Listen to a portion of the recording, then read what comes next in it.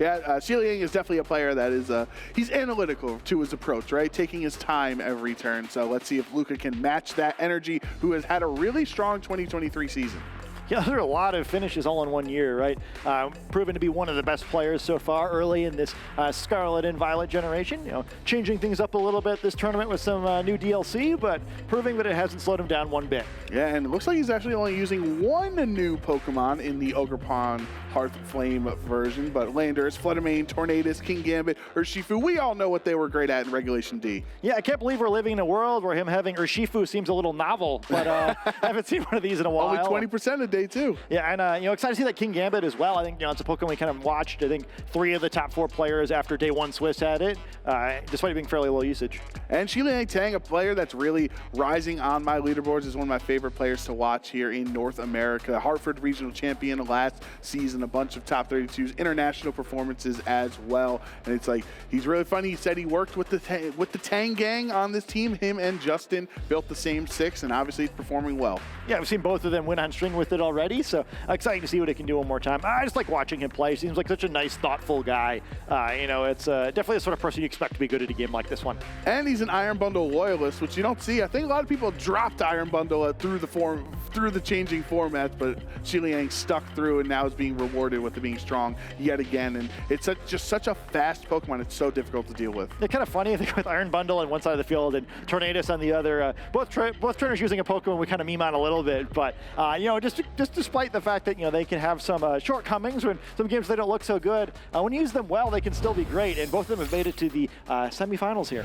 Iron Hands and Heatran is the lead for SHILIANG TANG in this game 1. And thank you, Genies, Landorus, and Tornadus on the other side for LUKA.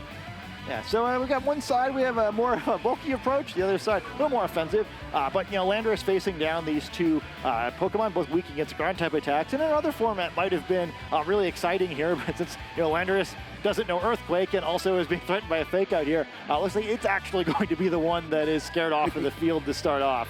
Yeah, for sure. He's going to switch out there. The other issue is if you want to try to click a ground attack into them, they can just terrestrialize out of those weaknesses too, which is something that used to not be available to Heatran in the past. But Iron Hands is also going to switch on this turn, so you're going to have 2 new Pokemon on the field. First was Urshifu, Rapid Strike for LUKA, and then Rillaboom coming in, setting up the grassy terrain here. So you're only going to have Tornadus and Heatran moving on this turn. It looks like we're going to get a terrestrialization on turn 1 on this Heatran.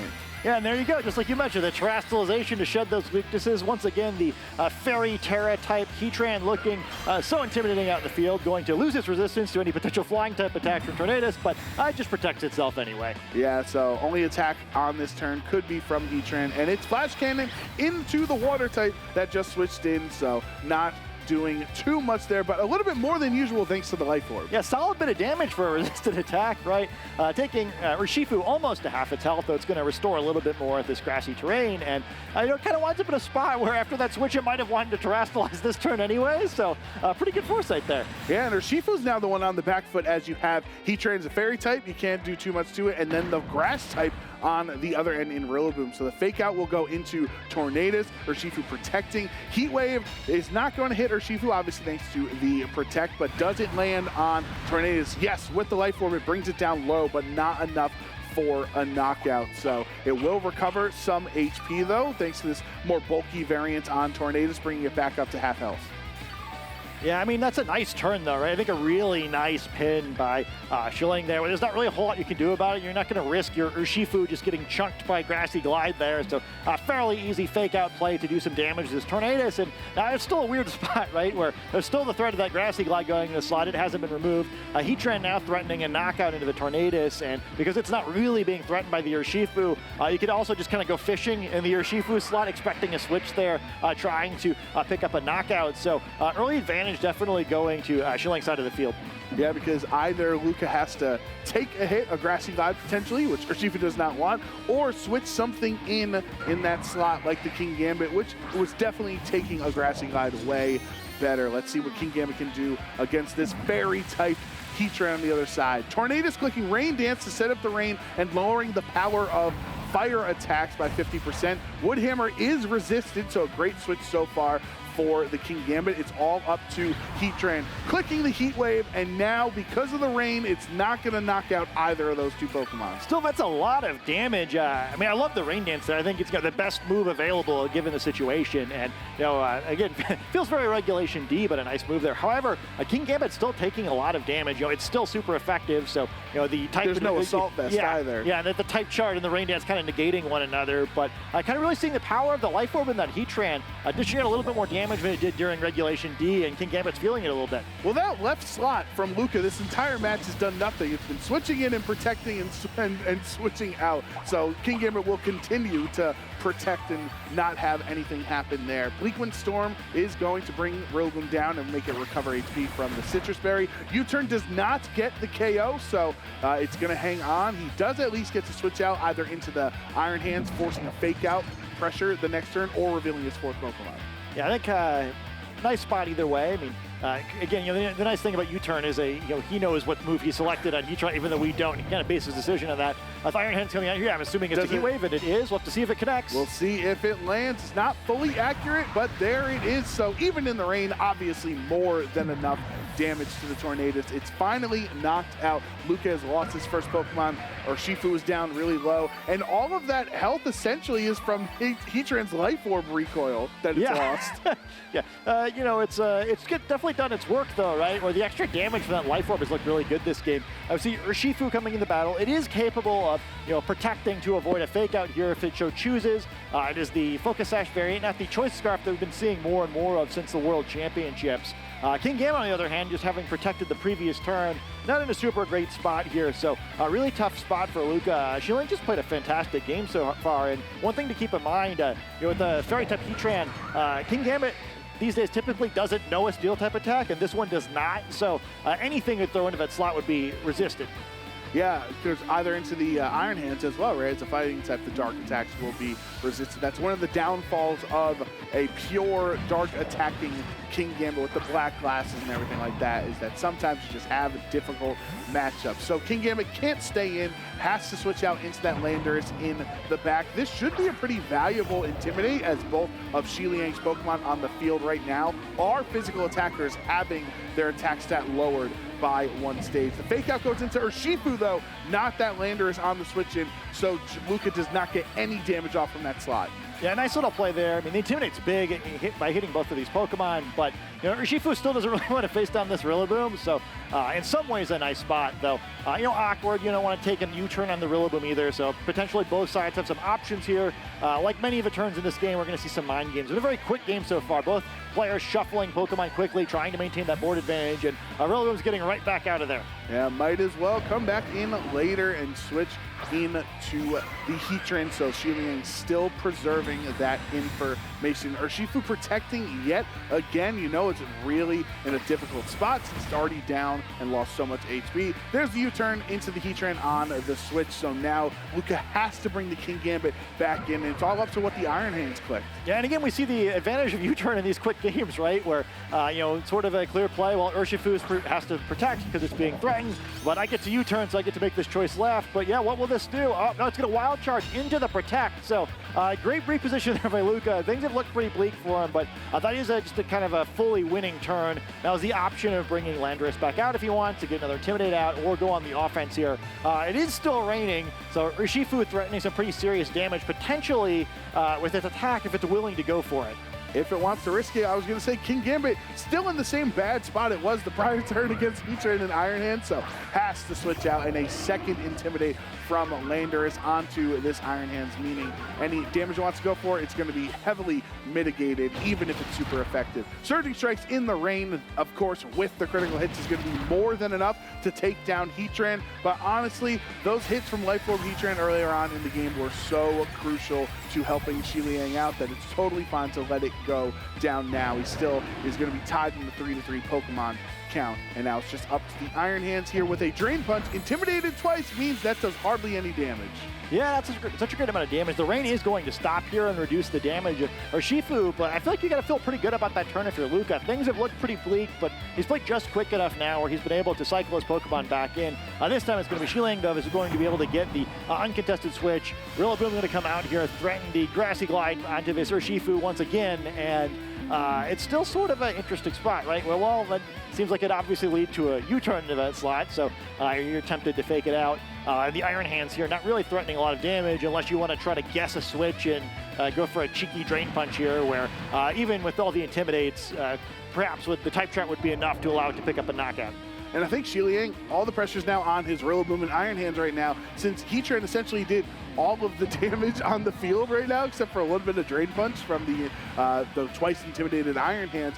These Pokemon now have to take advantage knowing that Landorus has the ability to just continually keep switching in with that U-turn and re-intimidating them. So Iron Hands did switch out to reset its attack. Shiliang finally revealing that fourth Pokemon here in Game 1, which is Ogerpon Hearth Flame with its Mold Breaker ability. Urshifu protecting yet again as the Landorus clicking U-turn. Super effective, knocking out Rillaboom. That's a critical hit, and Shiliang down to his last two Pokemon. You can see how frustrated he is from that crit. Yeah, quite what he was hoping for there. I mean, I feel like it was so close to where, maybe a slightly different read on that turn. He kind of has checkmate. Instead, he gives up a Pokemon, falls behind to the advantage. Kingambit's going to have to come out here, which may not be the most productive situation it's ever come out in, especially with, Shiliang not getting to select his final Pokemon knowing that Kingambit's out there. But, things are starting to get a little bleak. Still hasn't committed that Terastallization. Could go for another Intimidate now to weaken this Ogerpon, and this Iron Hands is the final Pokemon on the field. But at least for now, it has a type advantage against the two Pokemon out on the field. And Kingambit this time around, there's no Fairy type to resist his Dark attack, so those Black Glasses Sucker Punches can actually be pretty strong. We know Landorus is in the back, and there is no longer a chance for Shiliang to swap around to reset these Intimidates. Yeah, and things are starting to look tough where he's in a situation now where he really needs to pick up a knockout to stop any future Intimidates, as well as just to simplify the game, right? Where all this shuffling that both sides have been doing has really been mitigating a lot of damage. That's why it's really just been Heatran and then a few big swings from stuff like Urshifu that have actually moved health bars. Now that one side can switch and the other can't, that's a huge advantage. Urshifu does switch out here, so it's going to be that Landorus obviously getting yet another Intimidate. I think this is the fourth time that Landorus has entered the battlefield here in Game 1 total. So. And yet it's at full health. Yeah, and yet it's at full health, exactly. Kingambit protecting yet again. I feel like Luka's just trying to preserve as much as he can and gets punished for it from that Sword Stance. That's going to boost his attack by 2 stages. You can't Terastallize, so you can't get it that way. You might as well go the old-fashioned stat boosting way. Yeah. Really, really good turn. I mean, things are still scary here, right? Landorus is threatening a lot of damage on these Pokemon, but, that makes it a little bit more realistic, right? Maybe you're just a play away now. Landorus still has the option of a Terastallization, which could be pretty devastating and perhaps knock out that Ogerpon in one hit, right? So I feel like at Shilang's side, you kind of have to figure out what turn that's going to happen, then hit a Spiky Shield, and then a Wild Charge in the Landorus slot, perhaps, which, can look pretty gnarly if you get it wrong, but that's sort of the situation when you're in the back foot, right? I think he's going to need to make a big read and even this one out. At least now he is threatening a whole bunch of damage, though, with one level of boosted attack instead of one level of reduced attack. Yeah, and I think what's so interesting with Shiliang there, understanding the conditioning that Luka was putting him through with switch, protect, switch, protect, switch, protect, that Sword Stance was essentially able to be used for free to set up. Sucker Punch does hardly any damage to the Iron Hands. The Stomping Tantrum making the right call, not attacking the Ogerpon on that turn, so it's not enough for a knockout, but he called a switch, and instead the Wild Charge will do no damage. Yeah, don't listen to me. A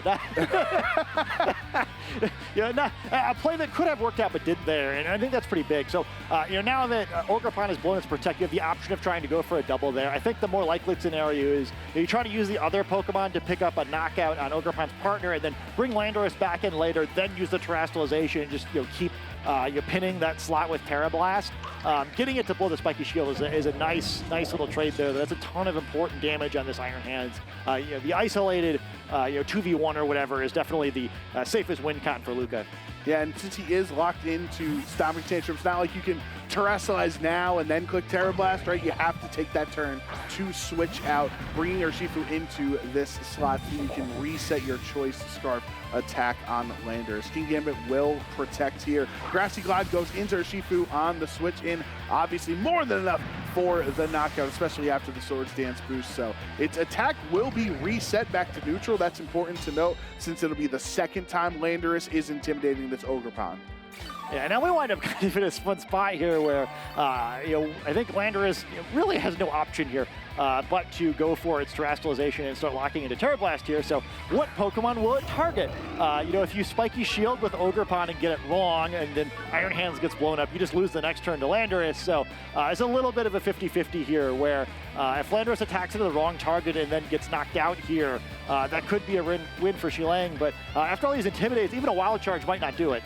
Yeah, that's the tough spot and what's so difficult about high-level VGC between these two trainers is it seems like multiple options every turn are actually viable. Plus, speaking of which, it's also a viable option just to Terrestrialize the Kingambit instead, maybe go for a big Sucker Punch or something, and then avoid having to make the Landorus prediction as meaningful as it would otherwise be. Right, because then if you turn into just a flying type on Landorus, those wild charges will go from immune to super effective. Yeah, because if you can pick up this Ogerpon, it doesn't matter what the Iron Hands is doing, right? It's never going to knock out the Landorus. All right, Terra, Dark, Black Glasses, Kingambit's going to be the way that Luka can try to win this game. Iron Hands goes down because of that Stomping Tantrum from the Landorus, so it's a 2-on-1. IB Cudgel will move first, though, into the Landorus, knocking it out, so it's all up to Kingambit, a Pokemon that has literally just protected, for the most part, this entire game, has the chance for the Terra, Dark, Kowtow, Cleave, not enough for a one-hit KO.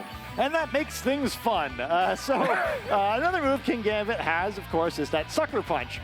We just see the grassy terrain expiring, so there is now no option for this Ogerpon to try to use Grassy Glide to get over the Sucker Punch. So we wind up in this goofy game where you keep clicking Spiky Shield, hoping perhaps that you can run out of Sucker Punch. Just go straight for the it doesn't matter. It's not nearly enough damage. He hangs on, but a crate would have been scary. Kowtow Cleave is going to pick it up, and what felt like Luka from the jump was behind in that game, continuing to swap and protect and play it safe. He played it safe and he secured his win condition, saving Kingambit for the win. Yeah, I mean, it seemed like it was out there kind of at low health forever. Wound up healing up quite a bit because of the grassy terrain. I mean, enough that, yeah, you would have needed the critical hit on the final turn to get into that one. I was curious if he was going to mess around with that one a little bit more since your Sucker Punch also checks the knockout, but just assuming that he's safe no matter what there, avoiding the shenanigans that we sometimes have to deal with Kingambit endgame. So certainly I appreciate that. And yeah, I think a pretty impressive end of that first game for Luka where, yeah, the first like 5 turns couldn't have gone worse, but he got into it, and I think kind of both sides they set the tone with that first game, right? I think both players are playing really quickly. There's a lot of aggressive switching, a lot of aggressive U-turning where they're trying very hard to continue to get these positions where they can actually attack safely out on the board. It's so hard to remember that so long ago there was a Terry Farah Heatran on the field just absolutely dominating, and it just took so long that Shilang just was not putting enough offensive output besides the Heatran to win the match. Yeah, I mean, the Heatran did a lot early on, but that was kind of it, right? Where, Rillaboom never really got the chance to get a hold of the Urshifu while that was still a relevant thing. Ogerpon got the Swords Dance, never really got the chance to use it. And Landorus picking up that critical hit U-turn knockout on the Rillaboom.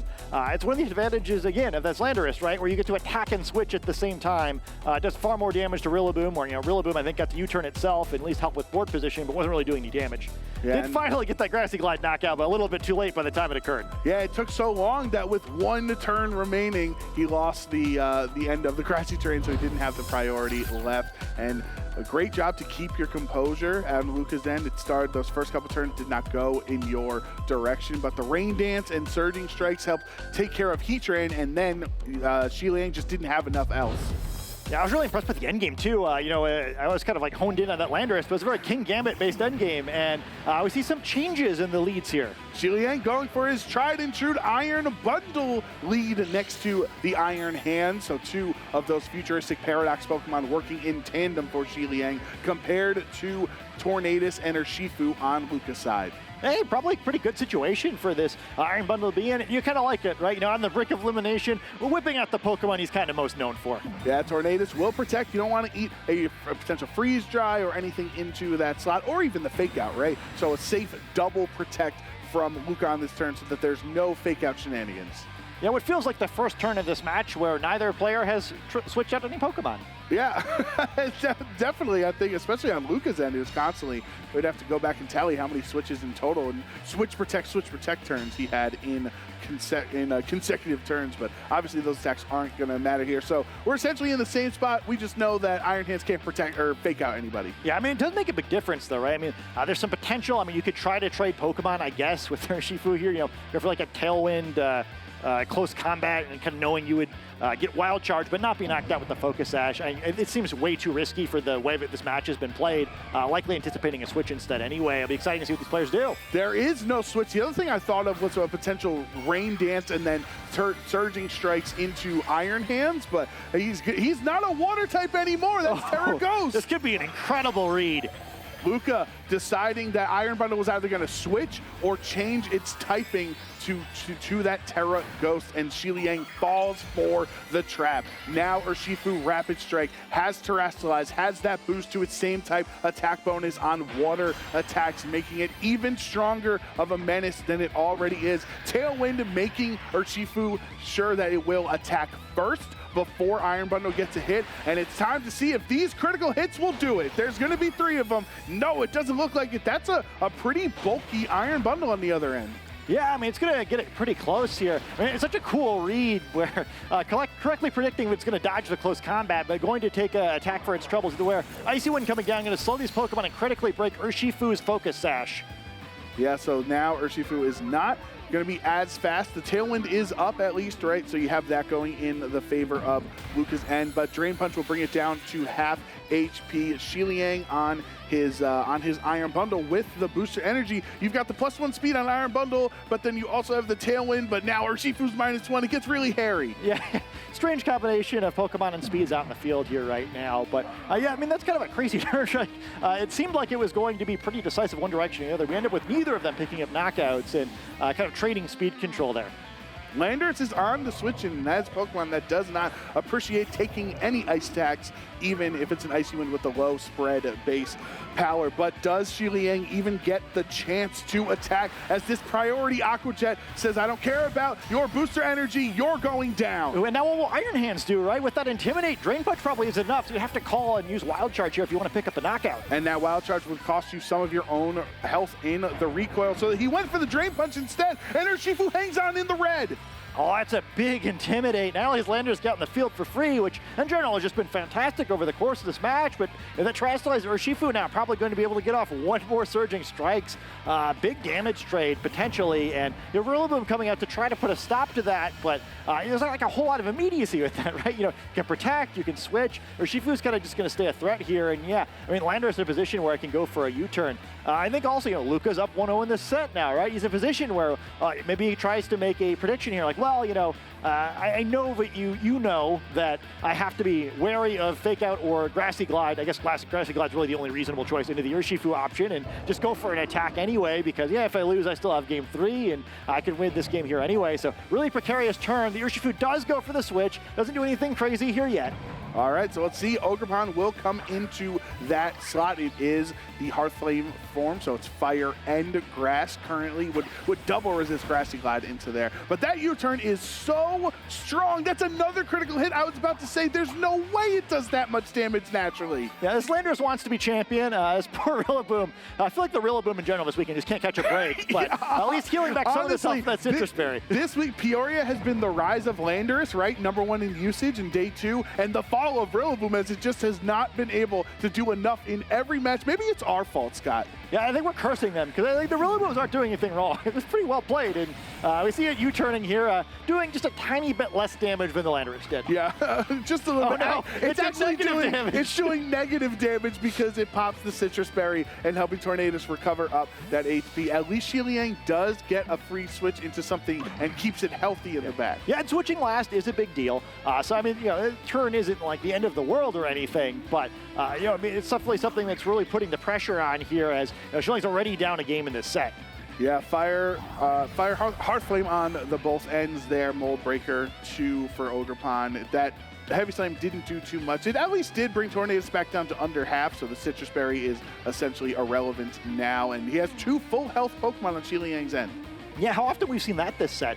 And sort of an awkward spot here, too. You'd love to pick up a knockout on Tornadus here if you can get it, avoid having to worry about a second Tailwind, but kind of in then right where you still have to deal with some of the quicker Pokemon on the other side of the field where, you know, Iron Hands is going to move before anything anyway, and that is a big Bleak Wind Storm. I was going to say, Shiliang, you might want to lose the grass typing eventually because of how lost strong. It one way. Yeah, well, he's going to lose it. All of the typing as all of the HP goes down on Ogerpon Hearth Flame on Shiliang's, and there's a Heavy Slam. It is enough to take down Tornadus, but all this does is let our boy Landorus come back in. Yeah, Landorus is going to love facing down with this Iron Hands, especially we've seen 2 Pokemon get knocked out here. So Rillaboom and Iron Hands are going to have no choice but to join the field. Will both be intimidated, most likely by this Landorus, and this is another important 3v2. Yeah, basically my point on terrestrializing that turn is eventually you want to lose the grass typing because either Bleak Wind Storm's going to hurt you, or you force Landorus to click either Terra Blast or Stomping Tantrum for Iron Hands because he can't click both. Yeah, and we see an interesting situation here where the Urshifu comes out instead. The advantage of that is you can protect with both these Pokemon, negate any fake out shenanigans, don't need to make a prediction. Can perhaps more safely bring in Landorus later and get that Intimidate when you're not concerned about giving an entire free turn over to your opponent. Shiliang's back is against the wall, down to his final 2 Pokemon, this Iron Hands and Rillaboom. Rillaboom's really had a tough go of it in this set, so let's see if he'll be able to clutch it out. Yeah, I mean, this is a tough situation in general for it, too, where are likely going to get a nothing turn here where both these Pokemon protect. I don't think either Rillaboom or Iron Hands can really do anything to take advantage of that. But the subsequent turn is going to be tricky. You know, like most Rillaboom, this one does not know Protect. There's not going to be any way that it can protect itself from the damage likely to come from this Ogerpon into that slot in the next turn. And it takes even more damage, actually, because it attacks into the Spiky Shield. So the only damage that was done was by the player that didn't even attack this turn. Yeah, I mean, sometimes defense is the best offense or whatever. And I think maybe never more true than here. On this turn now, with the Landorus switch, you get the Intimidate. Iron Hands is not going to be able to beat that Landorus one-on-one. Ogerpon can deal with Rillaboom here. I think this is looking like a 2-0. Yeah, Luka really strong right now, being able to bring back Game 1 from the rink. There is the cancellation. Shiliang understanding his fate, and LUKA TREJGUT will be moving on to the finals here at the Peoria Regional Championship. A really fun set. I think both players kind of showing how you play this format well. The Pokemon are cycling in and out of battle so quickly, and on this set, Luka's just doing a little bit better job of being able to find those advantages, and you're taking advantage of the chances he had to get the big attacks off. But both players are just so good. You know, I think just the pacing of that match, you kind of look back to the matches at the beginning of yesterday, feels like a totally different game, right? It's both players going so quickly. It's a pleasure to get to watch players at this level compete.